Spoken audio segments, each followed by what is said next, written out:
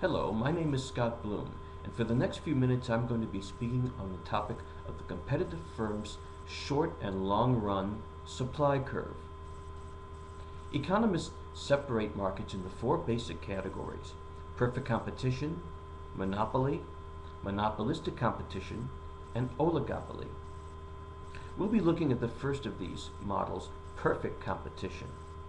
It's not a very realistic model. Few real-world markets meet all the qualifications, but there are some that are fairly close. And economists like to study this model because it provides a sort of a benchmark for the perfect functioning of markets we think is the ideal. And it's the simplest of the four market models, the easiest to understand. And so, of course, students start with it first. Among the assumptions of perfect competition are, first, that the good being produced is homogeneous, something like wheat or tomatoes, so that customers don't prefer the output of one firm over another.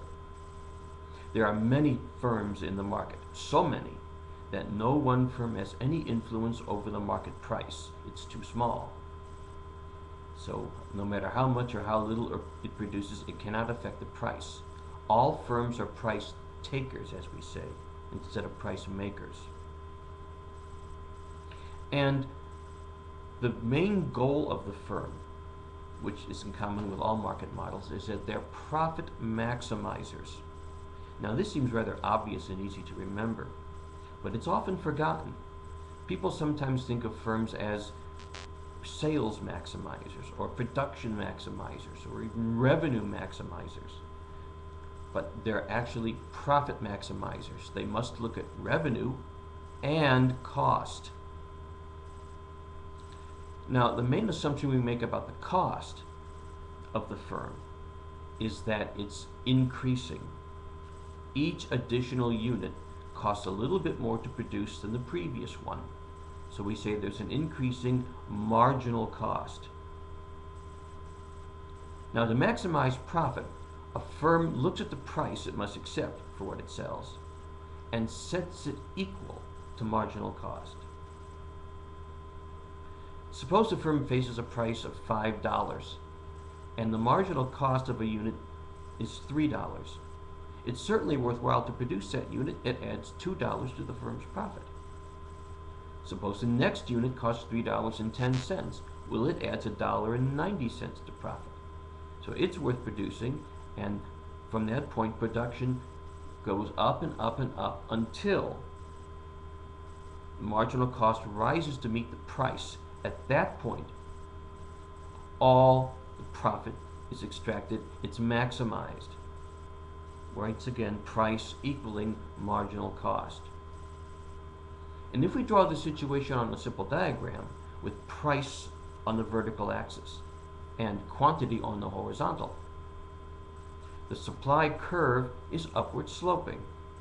It shows that the price rises, so does the quantity the firm is willing to supply. In fact, the supply curve is the firm's marginal cost curve, above some minimum price, below which it won't produce anything at all, even in the short run. Now, short run versus long run. In economics in general, the short run is a time horizon during which some variables are fixed. For one reason or another, certain variables can't change immediately. They're stuck. In the model of perfect competition, some of these stuck variables are things like the capital stock that a firm has. It can't be changed in the short run. The technology that the firm uses. And there are certain fixed costs a firm faces. Administrative overhead, like secretarial help. Rental of office space and warehouse space is another example. These costs must be faced and paid in the short run, no matter how much or how little the firm produces, even if it shuts down. The short run supply curve takes that into account. Now, in the long run, everything is variable and nothing is fixed. The firm can change its capital stock to a different level, adopt a new technology. This makes a supply decision much more flexible in the long run. So when you look at the long run supply curve on the same diagram I described before, it's another upward sloping curve, but it's flatter than the short run curve.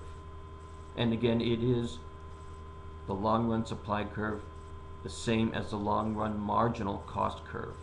Price equal marginal cost is still the rule in every situation in perfect competition. Again, that makes a supply decision more flexible. Suppose the firm is facing a certain price, and due to demand pressure, the price rises. In the short run, the firm will increase its production, but in the longer run, it'll increase it by more because it's flexible and can perhaps add to its capital stock, to its optimal level. On the other hand, suppose that from this initial point, the price drops. The firm may still keep producing a lesser amount. It may face a loss in the short run, but it will keep producing if that loss is less than its fixed cost.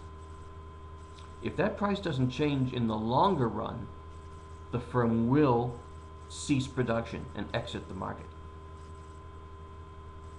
Well, that's the basic story of supply for the firm.